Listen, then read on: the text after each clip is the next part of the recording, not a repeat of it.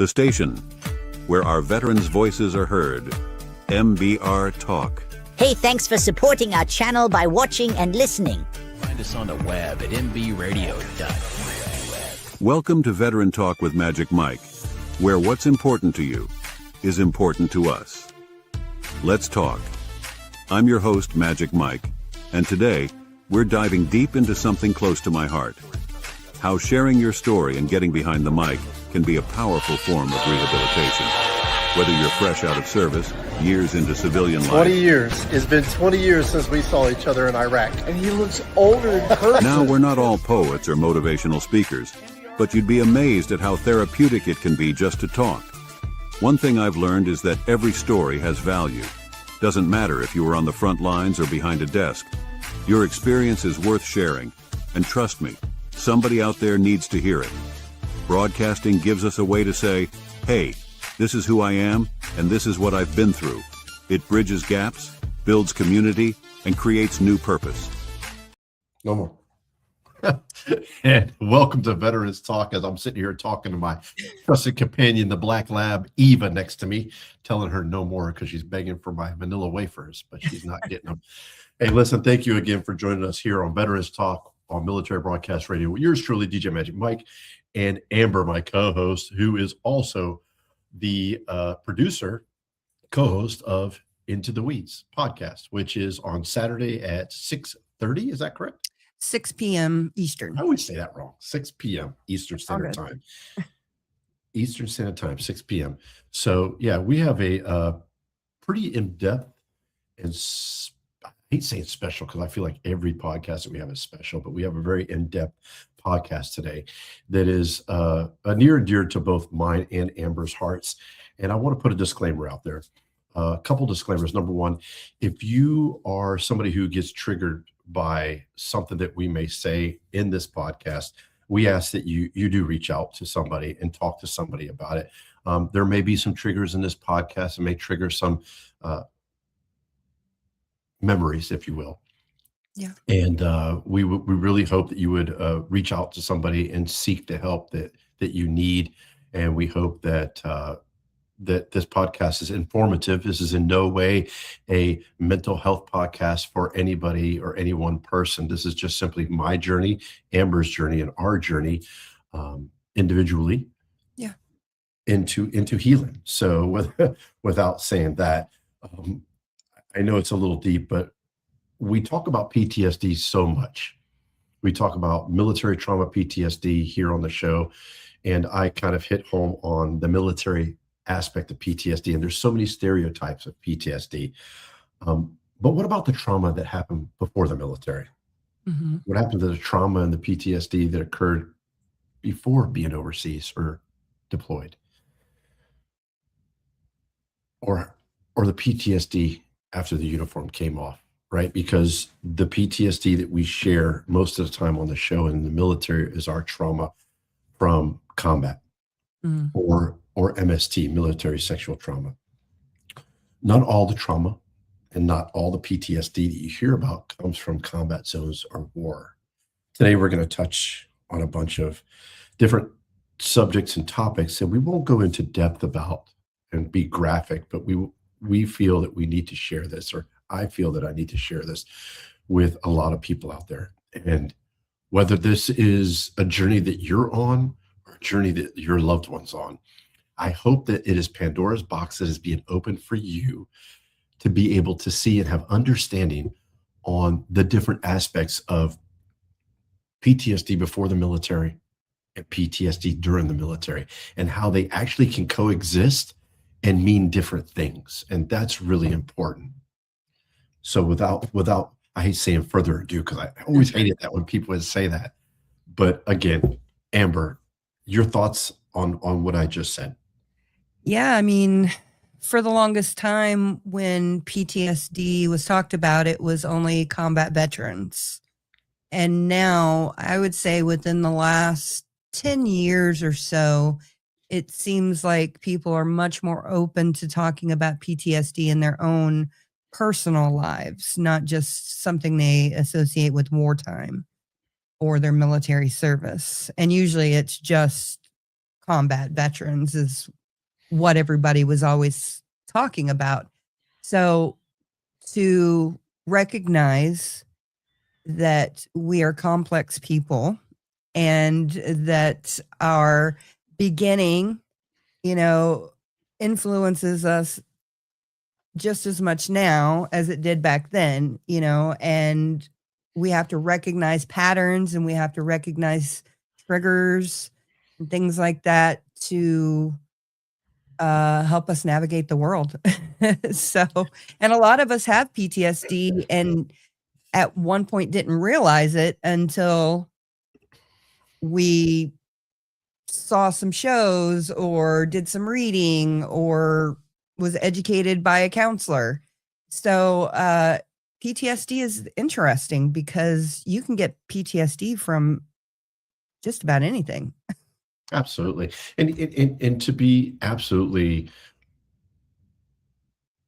clinical when it comes to PTSD, PTSD is post-traumatic stress disorder. A lot of people like to drop the D and don't want to address the disorder because it sounds like something that is negative, a negative kind of parallel, if you will, with the whole concept of PTSD. The definition of PTSD is a normal reaction to an abnormal situation. That could be anything from betrayal to childhood trauma, to seeing something traumatic as a child, as simple as a squirrel being hit by a car or a dog, right? Those are things that stick with you. And it's a normal reaction of the brain's chemical reaction to an abnormal situation. So it's normal to an abnormal situation. Why, and this question gets asked a lot, why do some people suffer from PTSD and others kind of just brush it off and get over it? And that has to do with dopamine, that has to do with different chemicals in the brain, stimulations, and wiring in the brain, because we're all wired different, right? Some of us are little Einsteins, and some of us are slow like me. You ever play me in Scrabble? No. You know who I'm talking. You know who I'm talking to out there. You ever play me in Scrabble? I am the worst person. Listen, I was a remedial English. Play me in Scrabble, your score is going to be 800 to 0, probably 9 times out of 10. And if I can't drop a couple wooden pieces on the ground and hide them between my toes and pick them up later to use, I'm probably not even going to get a point on the board. So our brains are all wired differently. Mm-hmm. Some of us are smart, some of us aren't so smart, some of us are mediocre, and that's okay because we're wired different. Well, I was going to say, just because I look like I'm not affected doesn't mean that I'm not. Absolutely. And sometimes we don't realize we're affected until years later. Absolutely. It could be many years later. Mm-hmm. Some PTSD comes from wartime. Some PTSD comes from childhood trauma. Some of it comes from betrayal, like I said, and some of it comes from just silence, silence, right? So it's very difficult. And I'll start off by explaining some of the things that took place in my life. I have a Netflix documentary that is online, and it is called Scouts Honor. And it's about my severe abuse that happened to me when I was in the Boy Scouts. I was in a program where a police officer took advantage of me and did that for many years. And even though I don't go into details, and I probably will never go into details about it, it was so traumatic for me that I held on to that for over 40 years and never sought help for it. So here I was blaming my combat PTSD for so many things, which was legitimate, but I never addressed the childhood trauma of PTSD, which they coexist to each other, and they mimic patterns, but they're totally different. Yeah. Everybody knows that combat PTSD is not related to lying. We'll just say it, lying, right? Making up fictitious stories to be something that you're not, right? Oh, I'm a doctor. I've got 15 degrees, right? We've all seen the movie Catch Me If You Can with Leonardo DiCaprio that depict the famous con artist that was 18 years old and pretend to be an airplane pilot and a lawyer and a doctor and so on and so forth, right? If you think about that film for just 1 second, those of you who know what I'm talking about, Catch Me If You Can with Leonardo DiCaprio, that his trauma is what put him into that life of the con artist. His mother and father who were model parents. His dad loved his mother unconditionally. Comes home to find out that his dad was losing everything to the IRS. They had to move into an apartment from their beautiful house. He comes home from school and finds his mother cheating on his father with multiple different men. And that started his downward trauma. And then to put the cherry on top, his parents were getting divorced. So he runs away from home, makes up this elaborate lie of all these different things. And that was his trauma, right? So we know that certain things from childhood trauma and PTSD combat related trauma can mimic each other, but there's certain things that just don't make sense. So a clinical or a clinician will sit there and say, oh yeah, absolutely. Post-traumatic stress disorder from combat, 100%, so on and so forth. But this right here, I don't know why he would do that. That just doesn't make sense. It's not connected. And I think that that's a broader thing. So again, we're not here to talk about or to give excuses of behavior. I want to talk about, number one, my journey, my dealing with it, and what I do on a daily basis and how my journey begins. And who knows how it ends, because it's realistically, it's never going to be an ending journey. It's not something that's fixed overnight and there's a magic wand that's waved and that's it. The pain is gone. The memory is gone. The PTSD is gone. But there are ways to deal with it, and there are ways to be better instead of bitter. Mm-hmm. No, I agree. I totally agree. It's way better to live a productive life than a bitter life. Absolutely. Hidden trauma also, we talked about, it touched base on child abuse or neglect, right? Emotional abandonment. That's a huge one for a lot of people. Emotional abandonment. They didn't have a mother or father that really showed love or cared or whatever. Or maybe they were in a big family and their parents just didn't have the time. I mean, a lot of parents work 2-3 jobs nowadays or just aren't there. Sexual trauma. Male survivors especially, and I'm telling you this as a male survivor of sexual trauma, stay silent. And the reason is the fear of being stereotyped. Yeah. I was in a relationship with an absolutely wonderful woman who I absolutely adored and loved, and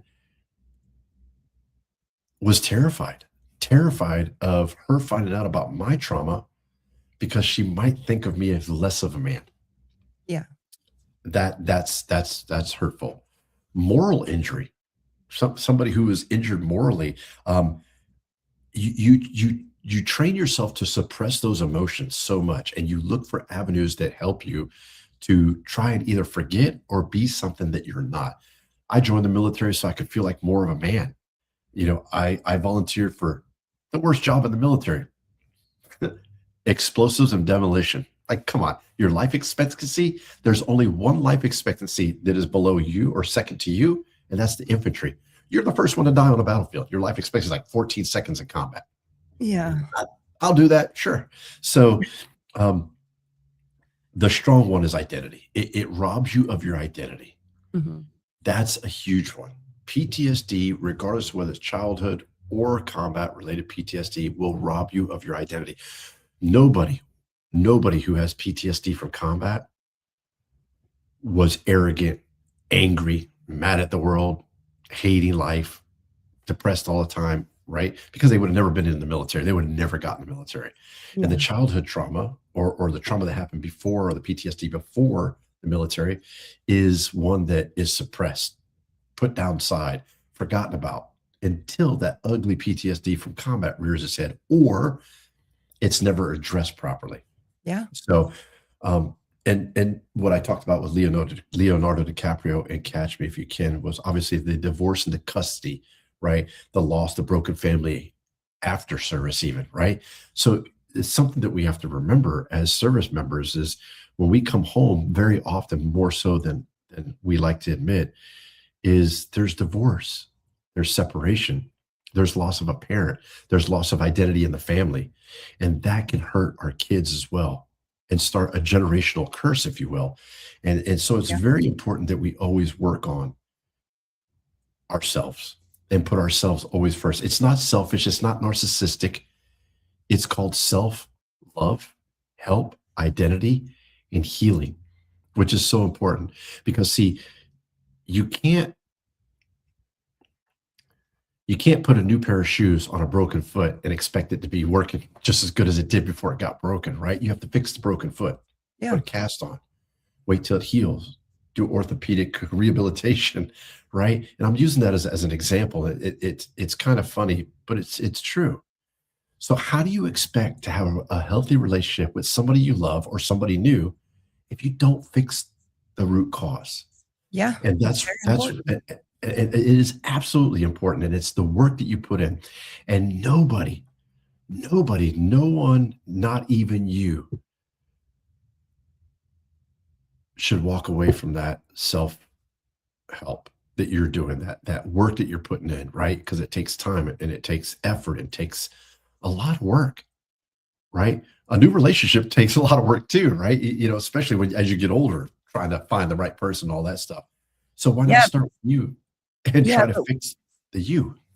Yeah, if you fix you, then you're feeding a good vibe, a good feeling out into the world. You're making the world better by getting yourself better. Absolutely. And couldn't have said the it people better. around you. Yeah, I couldn't have said that better, Amber. It's sometimes the military didn't create the trauma. It just gave it a place to hide. And I think that's what a lot of us do. A lot of us hide our trauma there. And I think that's really important. Yeah, So no, I agree. So you want to go to break and we'll come back and I was just going to say, we're going to take a break. When we come back on Veterans Talk, we'll talk about why veterans hide it. Why do we hide it as veterans? And it's regardless of whether you served in combat or not, why do we as veterans hide trauma that we endured before the military? And we'll be right back on Veterans Talk on Military Broadcast Radio with yours truly, DJ Magic Mike, and my co-host, Amber. We'll see you in a minute.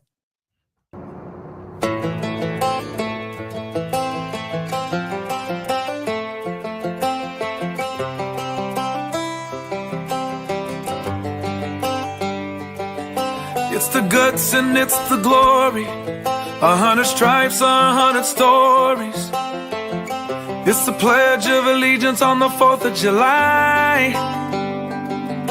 It's them handwritten letters from home. It's them sleepless nights alone. It's his newborn baby he left with his wife. Mr. Red, White, and Blue, lay down, here's a line. Mr. Red, White, and Blue, for these stars and stripes. Hey,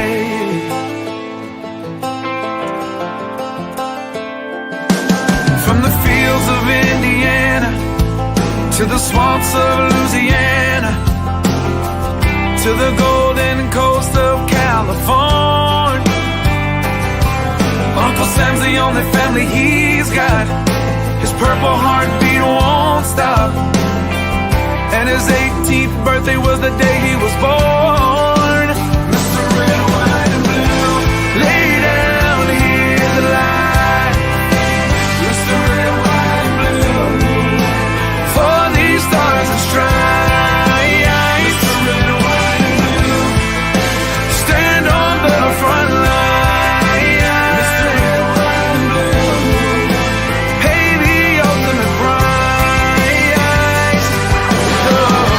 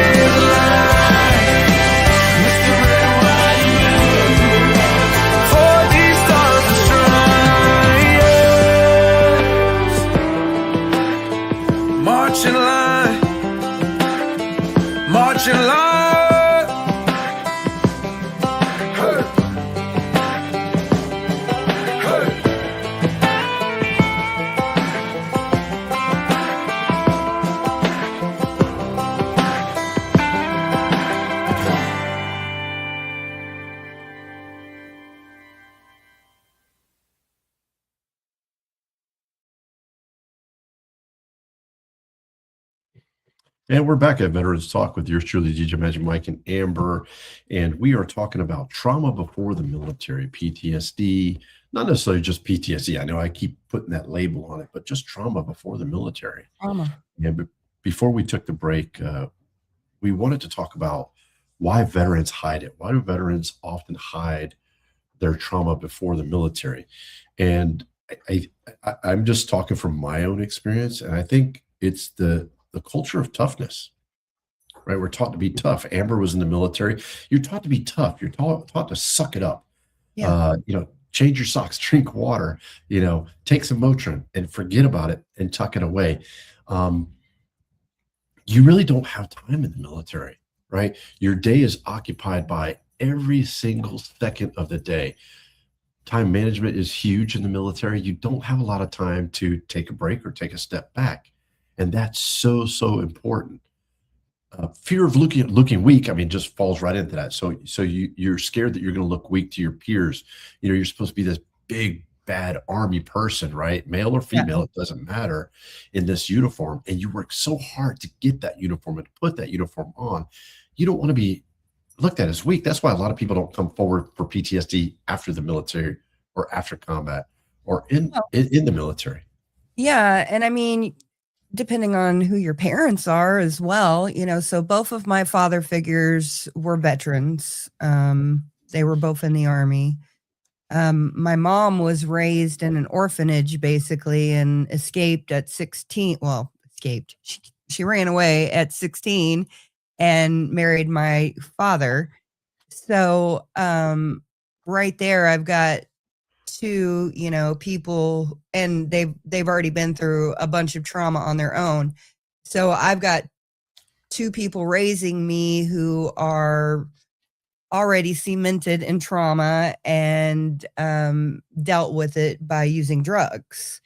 So yeah, it all depends on who your parents are and the people that you can lean into when you're going through this trauma, especially childhood trauma.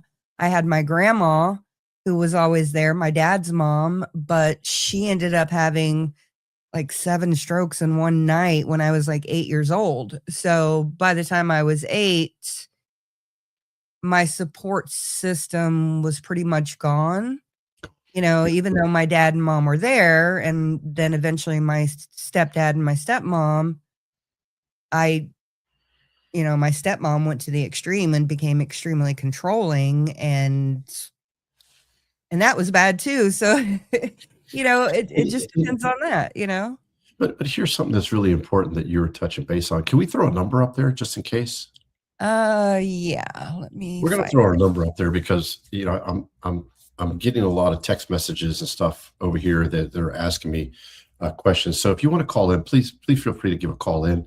Our phone number will be at the bottom here in a second. Sorry, I'm trying to find it. That's okay. But there's something that Amber touched on, and I want to explain to you is that we often say other guys have it worse than me.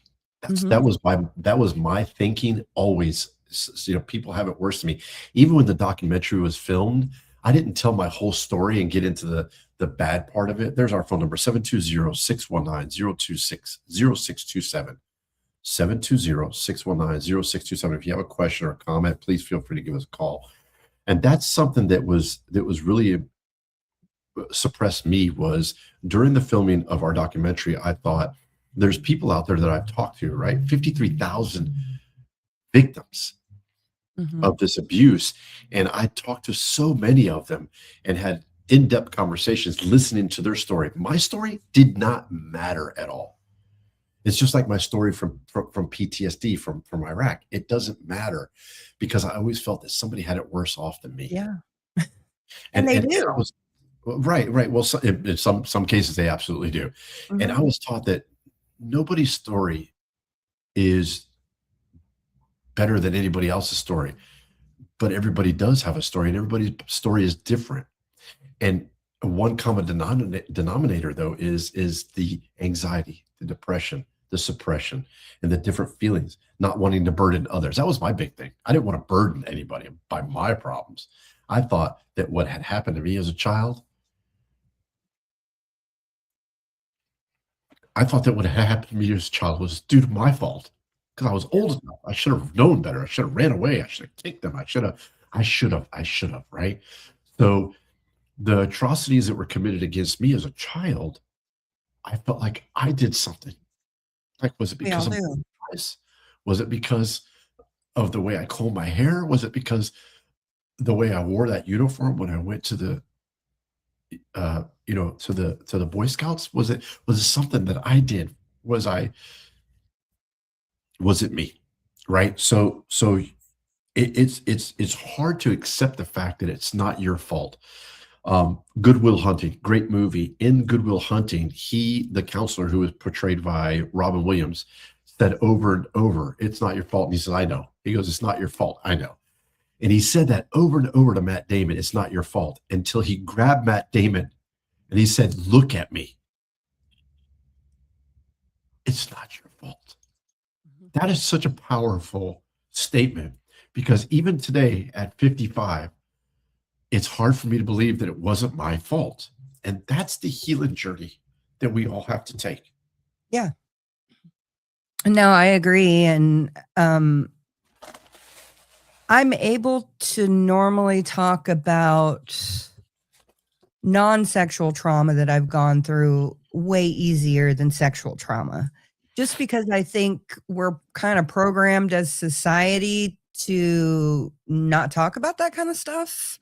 I mean, I don't know. That's just how I feel and then on top of that, some of the things that are done are just so shameful and so heartbreaking, to even just talk about it or bring it up is trauma in itself, and, yeah.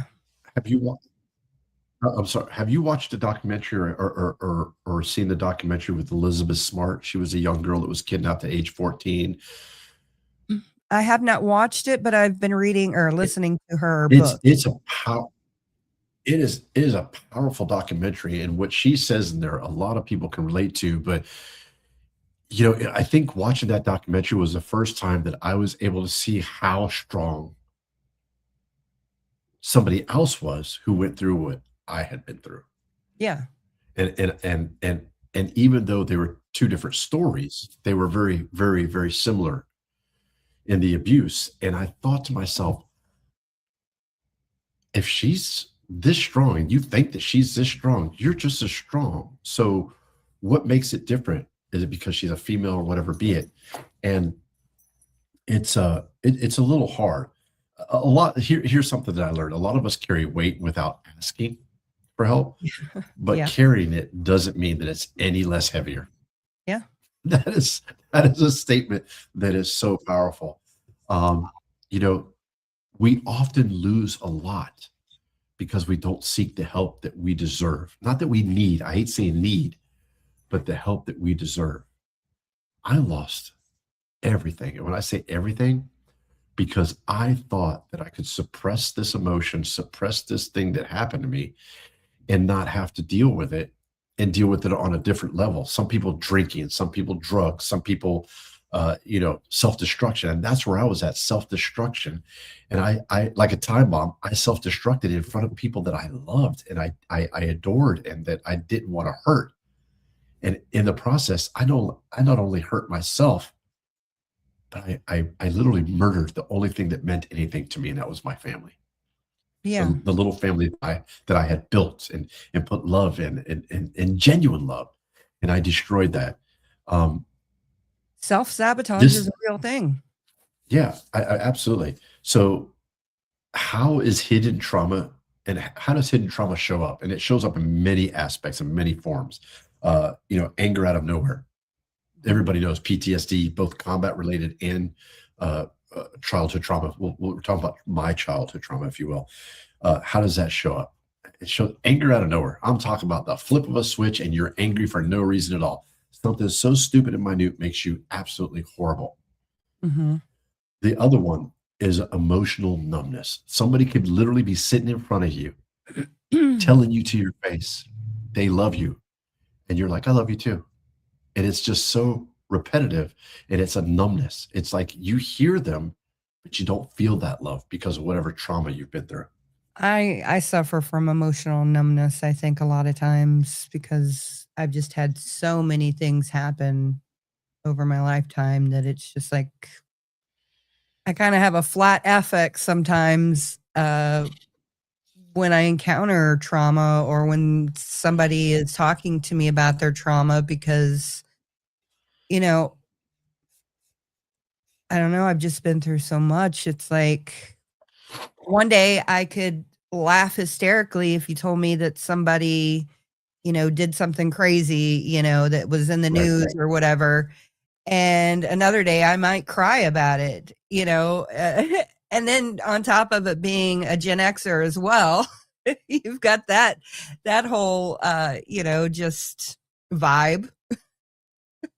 So it's a double whammy. Yeah, you get both sides of the house right there.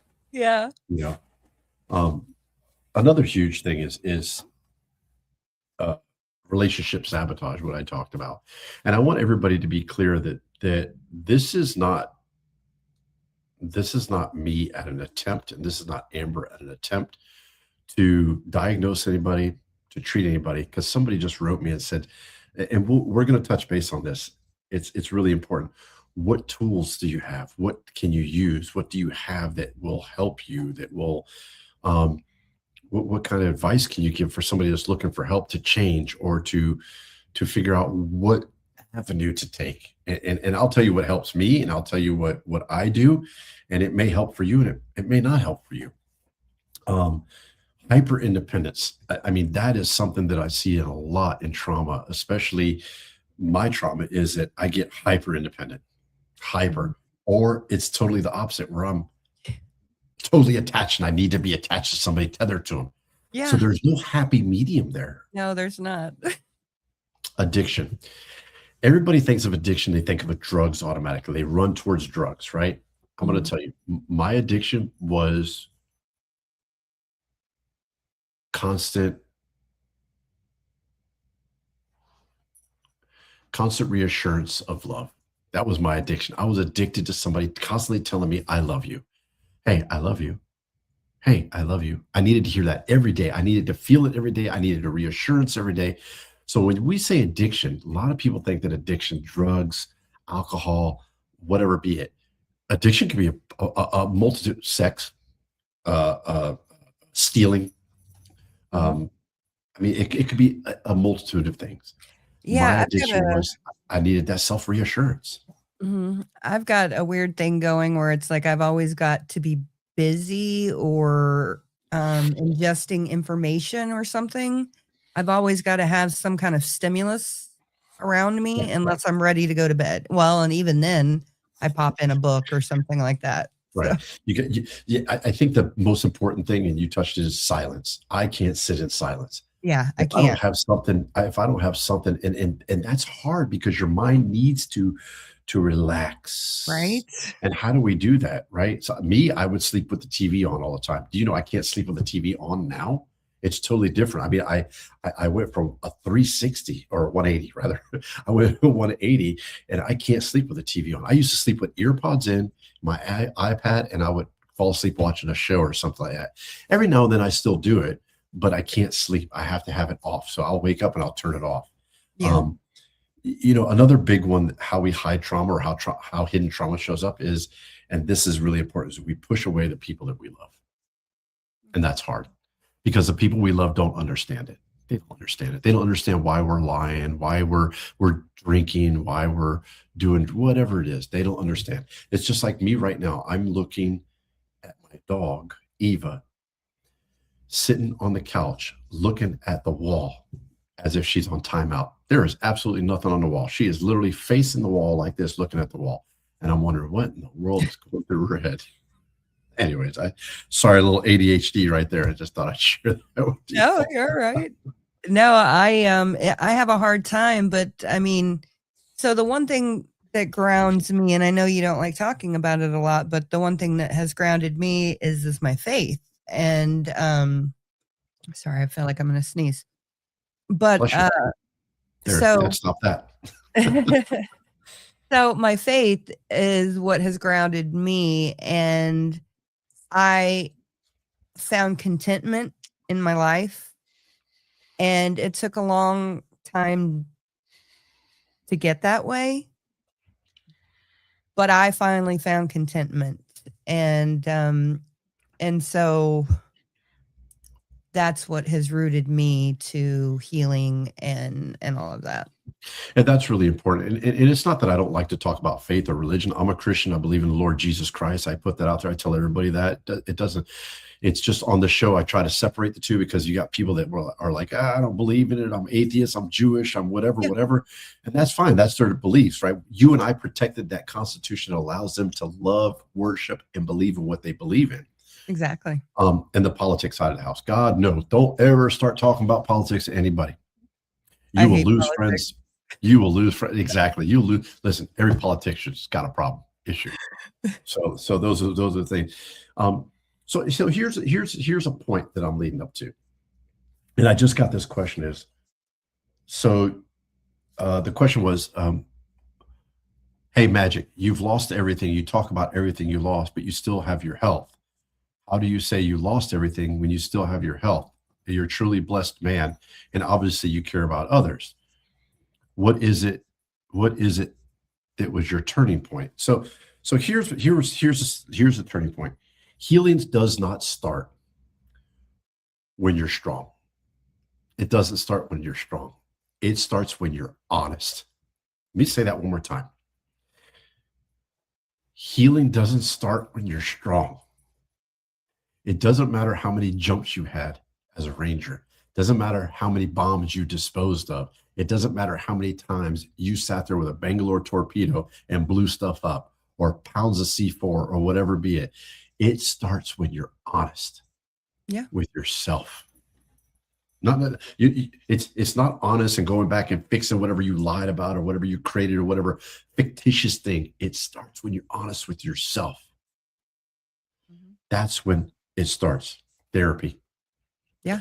I don't mind sharing it. I have 3 therapists. I have a psychotherapist, a psychiatrist, and a therapy counselor. And I use ChatGPT. Amber and I talked about it. I wasn't going to mention it, but I will say it. I use ChatGPT for this simple reason. And I'm not advocate for chat. I'm not an advocate for AI, but I will tell you this. At 11:30 at night or 1 o'clock in the morning when I'm laying in my bed and I feel hopeless and I feel worthless and those emotions start coming up, I can't pick up the phone and call my VA counselor. I can't call my civilian psychotherapist. I can't call somebody.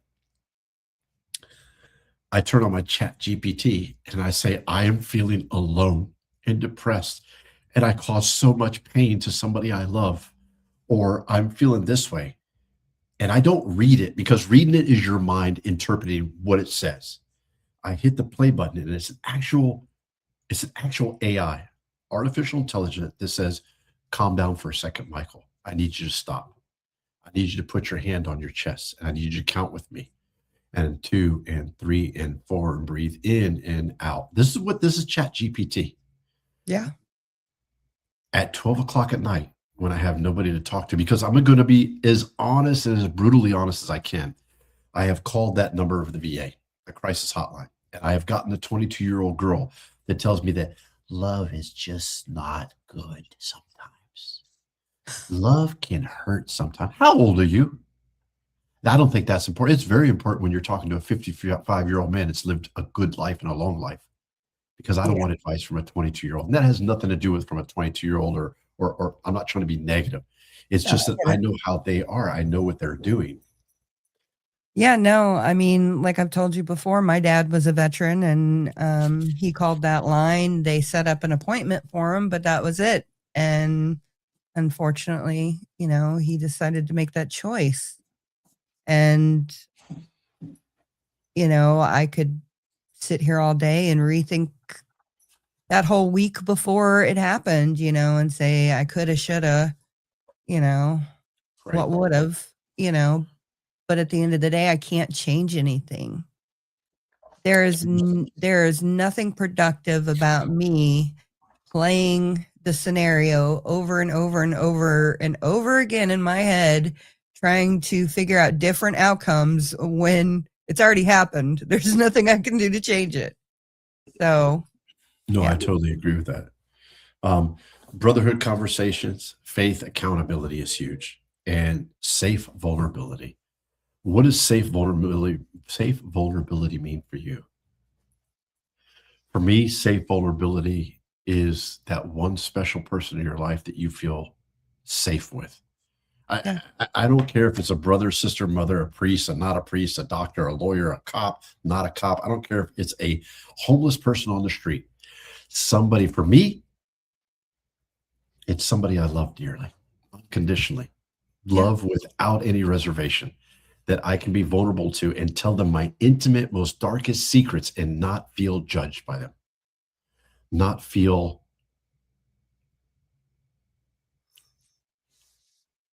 like damaged goods or a broken soul. Mhm. That they don't look at you as trash. They don't look at you as a person that can't be loved. They look at you the totally opposite. They look at you as somebody who is lovable, Yeah.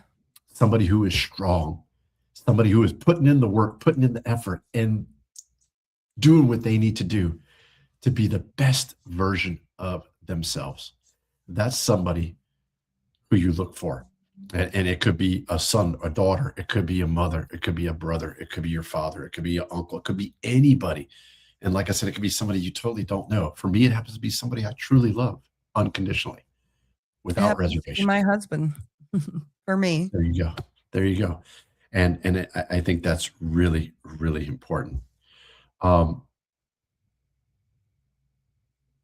We on this show and on Amber's show and everybody else's show, we do this not for the joy of being on TV, on Roku television. We're not on here for the joy of entertaining like you might see on Fox News or CNN or the Seth Rogen show, right? We do this because this is our therapy. Mhm. This is for us. Yeah, it And is. if there's one person out there, just one person that might hear what we're speaking about today, and it helps them to get the help that they need or to be the best person they possibly can, then we've accomplished our mission. I agree with Sure. that. And that's why I'm so thankful to Joel for having Military Broadcast Radio available to us, because I would just be sitting here at home consuming information and telling nobody about anything I learned because nobody's Right. interested in what I'm interested in. So even my daughter and I, even though we host the show together, we don't even have the same interests. So it's just And that's it's important, though. It interesting. brings you together, right? Yeah, it does. It does. I chose this topic again, and I called Amber and I said, "This is the topic," and she said, "Let's roll with it." And again, I like Amber because I could talk about the price of tomatoes, and Amber's like, "All right, let's go. Here it is." This topic actually aligns with the journey that I'm currently on, and that's self-healing of childhood trauma and what I've been through, Mhm. and the courage that it takes to talk about the trauma as a man. As anybody, but I'm just saying as a man, as a 55-year-old man, No, I get it. I feel that veterans need to hear from another man who understands the strength and the vulnerability and how vulnerable it is. And this is raw. This is vulnerable. We're going to take a break here in a short minute, and when I come back, I'll do some more talking, if you will. But I want you to know that in the break, I do meditation. I do inhale, outhale, inhaling and exhaling, and I eat a lot of these right here, which are not very good, but they are vanilla wafers. So, and that is an addiction. I get nervous, I eat. So we're going to take a quick break here on Veterans Talk on Military Broadcast Radio, the radio station that gives veterans a voice, with yours truly, DJ Magic Mike and Amber from Into the Weeds podcast. We'll be right back.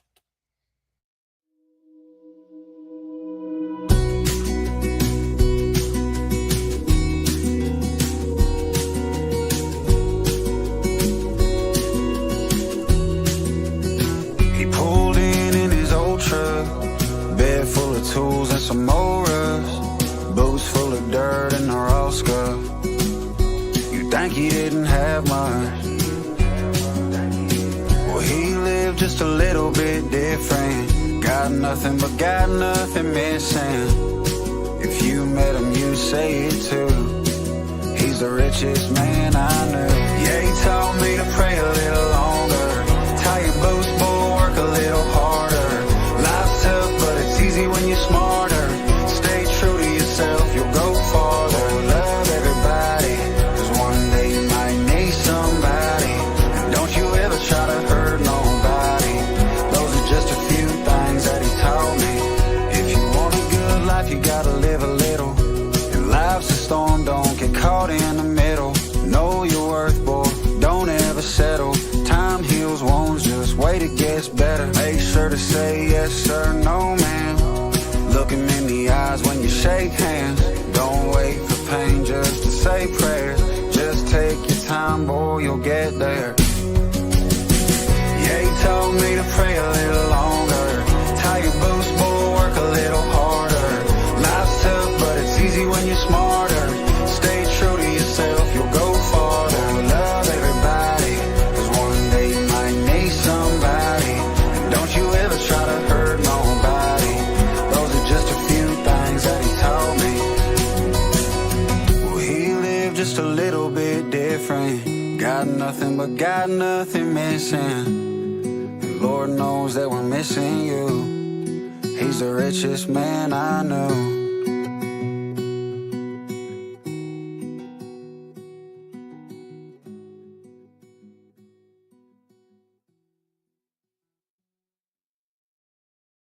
And we're back at Veterans Talk. I tell you what, that's a powerful song, and Love that song. I like it. Yeah, that was a good song. That was a really good song. That was a powerful song. Mhm. Wow. It actually fit. It really did. So you're back at Veterans Talk with yours truly, DJ Magic Mike. And today I wanted to touch base with what we were talking about today. We talked about something that doesn't get a medal, something that doesn't get a parade. It doesn't always get a diagnosis even. Mhm. We're talking about hidden trauma, specifically my childhood trauma. We're talking about the wounds that don't bleed, the battles that didn't happen overseas, but still follow you home. Not all trauma comes from combat. Some of it started in childhood. Some of it came from betrayal. Some of it came from things that we were told to man up and push through. Here's the truth, though. Military didn't create all of our trauma. And I know the VA is probably sitting there watching my show and writing, taking notes. There's a lot of people out there that are probably listening to the show right now and going, oh, what is he doing? The psychiatrists know. They know. The doctors know. Everybody knows. And here's the truth. For some of us, the military just gave us a place to hide it, to hide ourselves, to hide our trauma, to deal with our trauma the best way we knew how. Today, we talked about what that looks like, how it shows up in our anger, our relationships, our silence, and how real strength might actually mean facing what we've buried, in my particular case, for over 40 years. Yeah. Have you And ever I'm felt proud like... Say again? I said I'm proud of you for doing that. Thank you. Thank you, Amber. Yeah, if you've ever felt like you're fighting something you can't name, then I want you to know that our podcast today and our conversation is for you. Yeah. This is something that was near and dear. And as we take some more questions and try and deal with this, I don't want you to post it because I don't want them to have their name. Well, she did it anyways. It's all right. All right. So somebody wrote, "Love you, brother. I've been recently dealing with some of my own childhood drama and been a little sad the last 3 days or so. Keep your chin up." It's hard. It's hard to keep your chin up. Listen, That's my this is husband, magic. by the way. That's your husband. This is the real Magic Mike right here. This is the raw me. My whole life, I've been ridiculed, talked down to, hurt, lied to, beaten, bullied. My most critical years as an adolescent, I've been repeatedly molested by somebody who, by the way, they actually were held accountable for what they did to me and went to prison for the rest of their life. Oh, They okay. actually died. He actually died. He was 82 when he died in prison, and he actually died 2 weeks before the documentary on Netflix was released. And I was hoping that he would be able to see it and realize that what he had done to me didn't mold the man that I became, or it didn't. He didn't kill me. I'm still here fighting. Yeah. I shared with a lot of people a tattoo that I had gotten on my arm that says "Post omnia sto," and I'm not a big tattoo guy. And "Post omnia sto" is Latin for everything I've been through, I still stand. I didn't get it for any one person. I didn't get it to show you, or I did it for me, because every morning that I wake up, I think about what I've been through in my life, and I still stand. Yeah. And that's really important. That's really important. I have a text message that I just received, and it says, "Michael, I really appreciate your show today. It really hit home. I myself have thrown everything away, a career, wait till you guys get old. Start making fun of me now. I recently threw away everything, a great career, a family, friends, and everything, to pick up a bottle and start drinking. From there, I turned to drugs. I became homeless for a long time and now live in a halfway house. I watch your show as I am a veteran as well, a Marine Corps. I'm a Marine Corps veteran. And as a Marine, I stood up for so many people. I thought by standing up to those people, that would help me heal childhood trauma. It was not until I lost everything, like you said, that I realized that I needed to work on me. I currently have been in rehab now for 3 months, and I've been sober for the same. Congratulations. Listen, I don't even want to read the rest of this. This is powerful. I mean, again, this is not about me out here putting a story out to be somebody and to be somebody fluffy and big or anything. I will be the first one to tell you that losing everything you had, especially a family, to unchecked trauma is the most horrific thing to me, because when you cheat, you cheated. That's you. When you lie, that's you. When you steal, that's you. When you drugs or whatever be it, that's you. But what's the underlying problem? Why did you become that way? Why did you start that? And why have you become that person? And that's what we have to try to fix and figure out. I wish that family members could honestly, not everybody's strong. That's reality. Not every wife, not every husband is strong enough to say, I want to be with this person and help them. I want to be with this person and make sure that they're safe and they're taken care of. And I want to get to the root of because I know this person. I know that they're a good person. I know he's loving. I know he's caring. I know he's got good intentions. What is making him or her do that? Yeah. A lot of people can't do that. A lot of people cut, sling, load, and run. I'm out. I'm to the door. And I think we all want that. We all want that. Reality is this, though, is that people also have to look out for their own well-being. Yeah. Yeah. A lot of us keep busy serving other people because, that's just what's in us. But people don't realize that eventually you get worn out. And and if people aren't putting into you what you put into them, that can be extremely frustrating. And it happens a lot. And so you've got to be mindful of your own well-being, because you're out there in the world living with people. And listen, this is a scripture quote. We all fall short of the glory of God, and we all are born in sin. Every one of us, whether you're religious or not, we all make mistakes. I agree. Salem witch hunt, when they burned the witches at the stake in Salem, Massachusetts. Every one of them were doing something sinful, right? When Jesus said to them, they were getting ready to stone this girl, and he picked up a stone. And he said, "Here you go. Whoever has never sinned, go ahead and cast the first stone." And nobody could do it. They all walked away. So that's really important. It really is. You know, New Orleans lady said, "Hello, beautiful people." And it says, it's important to have self-care. Self-care, I am learning, is so important. It is so important because let me tell you, I feel like a chain that has been around my neck and a rock that I've been carrying on my shoulders was lifted off once I started doing the self-care Yeah. and trying to get to the root of what was causing me to be the man that I really wasn't. I mean, I know I was a good person. I mean, I had people all the time would meet me and say, "Oh my God, they're so not, you're so." So I knew I wasn't a bad person. Yeah. I loved with intention. I loved deeply, honestly, and loyally. I want to say this. For a long time, I thought strength meant handling it on my own.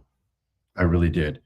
I thought if I could function, provide, show up, then I must be fine. There must be nothing wrong with me. It's always somebody else's fault. Mm-hmm. But hidden trauma doesn't disappear just because you're disciplined. No, it does not. It waits. It shows up in anger. It shows up in your silence and in the way you push away the people who actually care about you and love you. Mm-hmm. And Yeah. what And I've learned, everything we do. yeah, absolutely. And what I've learned is that ignoring it doesn't make you strong. It's totally the opposite. Actually, facing it makes you strong. Yep. You can be a warrior and still admit something's hurting you. You can be disciplined and still need help. You can respect and still be in a healing process. Yep. You can be respected. And you the can set trauma- boundaries too. Absolutely. Boundaries are really important. The trauma you never talk about doesn't make you weak, Mm-hmm. but letting it define you, how you love, lead, and live, that's the real loss. That's the real loss. The trauma you never talk about doesn't make you weak, but letting it define how you love, lead, and live, that's the real loss. That is the real loss. So Yeah. if something inside you has been quiet but heavy, this is your permission from me and from Amber and from all of us at Military Broadcast Radio. If something inside of you has been quiet but heavy, this is your permission. You don't have to carry it alone anymore. Every one of us are here for you. We'll find the help you need. We'll try and give you the tools that you need. We'll give you whatever it is that you desire to try and beat this, but don't fight it alone. Real strength isn't about pretending you're unbreakable. It's about being honest enough to rebuild. And I Honestly. won't give you what you desire. I will give you what you need. Just putting it Absolutely. out there. Absolutely. So I'll leave you all with this before we close on our podcast today. And I know it's been very emotional podcast, not just for me, but for a lot of people. Hidden trauma is real. And for a long time, I didn't even have language for that. And everybody knows I speak quite a few different languages. For some of the things that shaped me, I just knew I was carrying something bigger than just my military career. I knew I could be calm one minute and distant the next. I knew I could love deeply, but still struggle to fully let someone in my life and love me. Yeah. And I told myself I was fine because I was functioning. Some of us were hurt before we ever put on a uniform. Some of us learned to survive before we learned to trust. And the military gave us structure, purpose, brotherhood, sisterhood, but it didn't erase what happened to us before we put on that uniform. What I've learned is this: strength isn't about how much pain you can suppress. It's about how much truth you're willing to face. Yeah. And facing it doesn't make you weak. It makes you dangerous in the best way possible. Because a man who heals doesn't pass his pain on. He breaks a vicious cycle. He protects differently. He loves way differently. If you've ever carried something quietly, anger, you don't understand, distance that you can't explain, and memories you've never processed. A real strength is you're not broken. You're human. Yep. Real leadership starts the moment you decide you don't have to carry it alone anymore. We don't just have to survive in war. We heal so it doesn't follow us home. I thank all of my viewers today, everybody who's participated. Thank you to New Orleans. I appreciate you. I appreciate all the followers. I appreciate Jed, who reached out to me in the text messages, and all the pain that you're facing. You will all be in our prayers, our thoughts here at Military Broadcast Radio. I want each and every one of you to know that you're not alone, that we're so much alike in so many ways. Yeah. I thank you to my very special co-host, Amber, who, again, we talked offline before we started the show, and she shares some things with me. Her amazing husband, who I have a man crush on, truth be told, and all the other warriors out there, all of you. This is not scripted. This is from my heart. A man who sits in front of you and sheds a tear is not weak. He's vulnerable. And there's nothing more loving and caring and honest than a man who sheds a tear in front of you and is vulnerable. Thank you to every one of my viewers. Thank you to Amber and everybody else who joined us today. Military Broadcast Radio, Veterans Talk.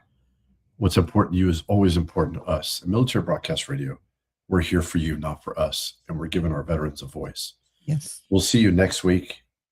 Until then, take care of yourselves and each other. Yes. Please have a blessed day, and please go out and do something good to change the world for the better. And thank you, New Orleans lady, for coming and checking us out. Have a blessed day. Life is like a duck. Tough times don't last, but tough people do. Here at Military Broadcast Radio, we're teaming up with our friends at Die Tired, the veteran-friendly music band spreading strength, resilience, and mental health awareness one shirt at a time. And check this out. Their brand new shirts feature broadcast beaker right on the breast pocket. A reminder that you can weather the storm, and you're never alone. Shirts are only $25, and proceeds support giving veterans a voice. MBR's mission to teach veterans how to podcast and videocast. Because when our vets are talking, they're not overthinking. They're not second-guessing. Together, we stop the 22 stigma. Grab your shirt today at mbradio.us and hit the shop. Or go directly to toramerch.printavo.com/merch/dietiredband. That's toramerch.printavo.com/merch/dietiredband. Suit up, stand strong. Remember, we're unduckable together. You're built tougher than the storm.